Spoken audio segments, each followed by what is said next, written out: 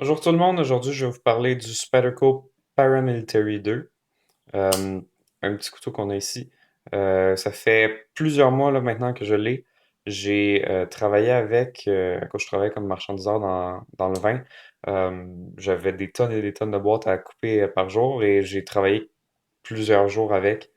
Je vais vous parler pourquoi ça n'a pas été plusieurs mois avec et plusieurs jours. Dans le fond, je vais faire la review de ce joli petit couteau. On va commencer par les specs en général. Une lame environ 3,5 pouces, un genre de tranchant de 3 pouces, qui est vraiment pas si gros que ça, là. Souvent, le monde va dire, ah, c'est quand même un gros couteau. On parle ici une comparaison avec le Endura. Endura, c'est quand même un couteau pas mal plus gros. Euh, Après ça, qu'est-ce qu'on va voir sur le couteau? C'est une lame en S30V de Crucible Powder Metal Technology. À part ça, c'est fait. Attends, je sais pas si on peut le voir. Colorado avec USA Earth que je trouve toujours très mignon. On voit ici Eric Glesser. Ici, je pense que c'est Sal Glesser. Dans le fond, c'est Eric et son père qui ont travaillé là-dessus, si je me souviens bien. Euh, un stock de S30V assez épais à la base, mais il y a vraiment un taper assez important jusqu'à la fin. Un autre problème que j'ai avec ce couteau, c'est l'épaisseur de sa lame.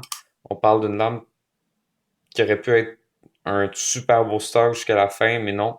Ils ont vraiment fait un taper graduel durant tout le long. C'est très bien pour dans le fond, tout le travail de détail, mais vu que c'est vraiment un hardcore use knife, je trouve pas vraiment que ça place quelque chose d'aussi pointu comme lame d'aussi fragile. J'ai vu plein de paramilitary avec des lames cassées à cause de ça.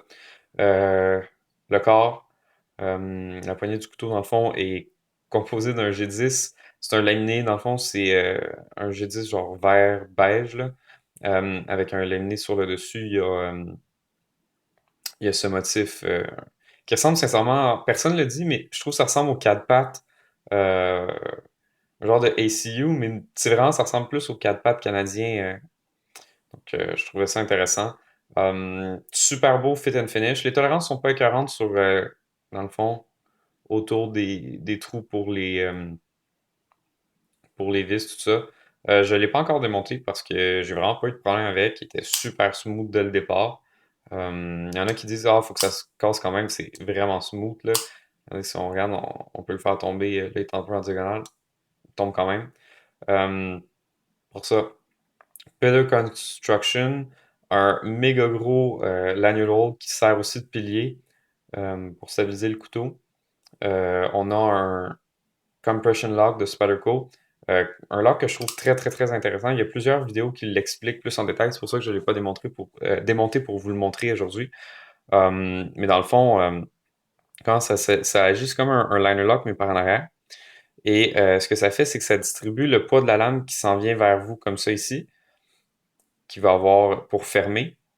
Et ça le distribue sur un petit liner ici. Il a l'air relativement fragile, mais quand on regarde, c'est que tout ça, c'est coincé entre une grosse stop pin. Fait que ça, ce que ça fait, c'est que ça compresse. C'est pour ça qu'on appelle ça un compression lock. La plupart des compression locks, il y en a différentes sortes. Ça va être les locks les plus forts. On parle aussi du compression lock dans le fond, d'un mécanisme à compression où dans le triad lock, c'est pour ça qu'il est si fort, c'est dans le fond où le levier va tirer vers là pour fermer la lame, ce qui va tirer le levier traditionnel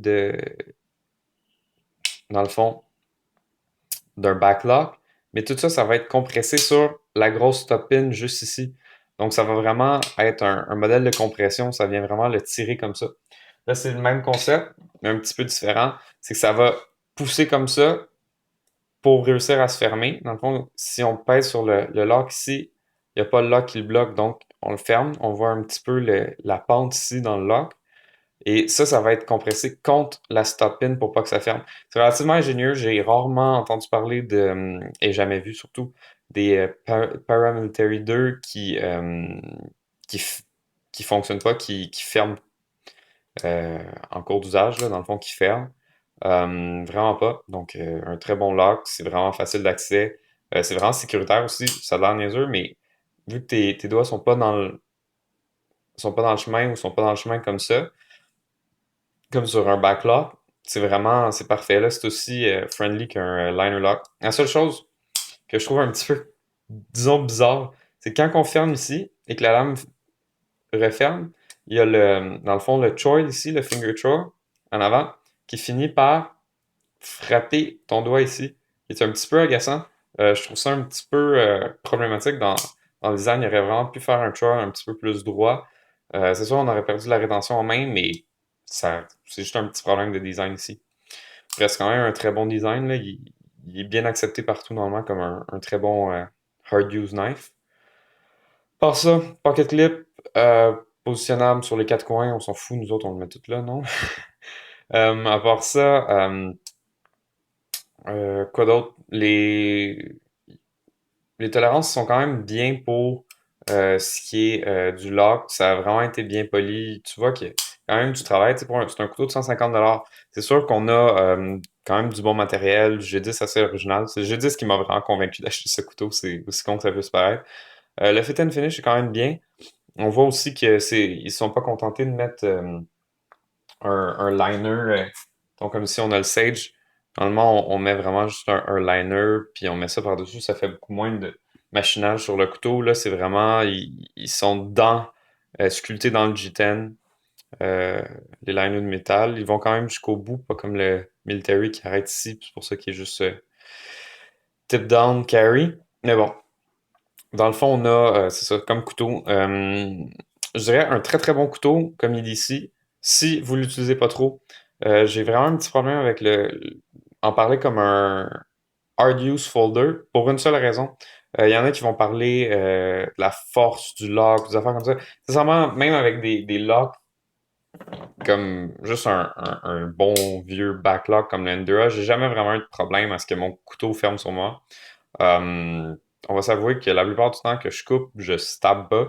Euh, les seules fois où je stab quelque chose, c'est sincèrement relativement sécuritaire, c'est quand je stab un paquet de boîtes ensemble pour que ça tienne comme ça fasse comme un cure-dent, quand je le traîne sur un chariot. C'est la seule raison pourquoi je stabberais quelque chose normalement.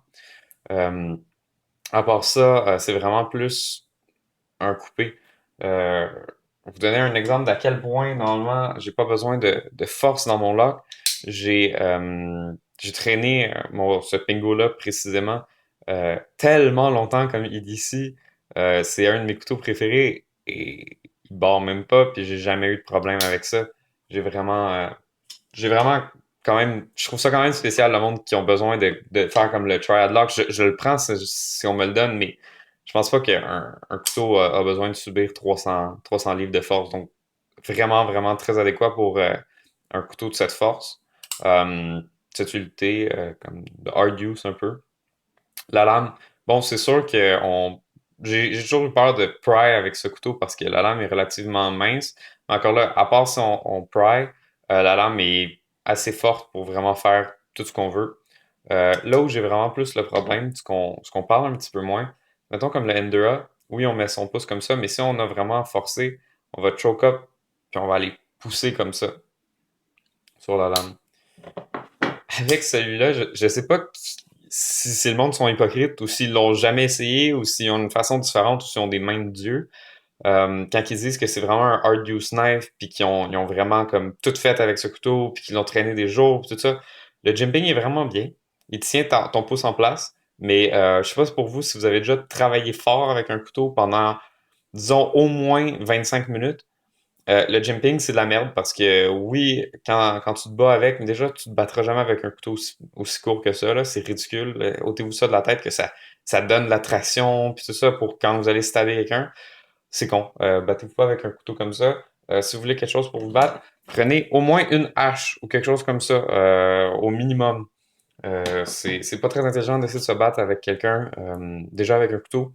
Deuxièmement, prenez pas une lame de 3 pouces avec un tranchant de 3 pouces, c'est bon rien. Mais bon, pour ce que je parlais, dans le fond, je m'écarte un peu, c'est le prof de couteau en moi qui parle. Mais oui, le jumping est bon. Il est un peu agressif sur le pouce, finit par tenir, mais bon, ça c'est une question de goût. C'est vraiment ici le lock. Oui, super ingénieux, il tient bien, ça fait un couteau super smooth, super sécuritaire et tout.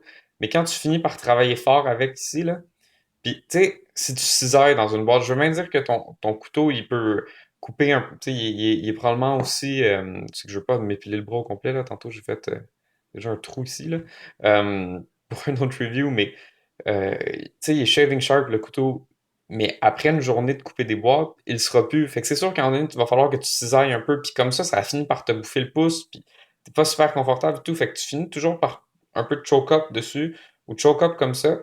Moi, normalement, c'est comme ça que j'utilise pour avoir un petit peu plus de portée.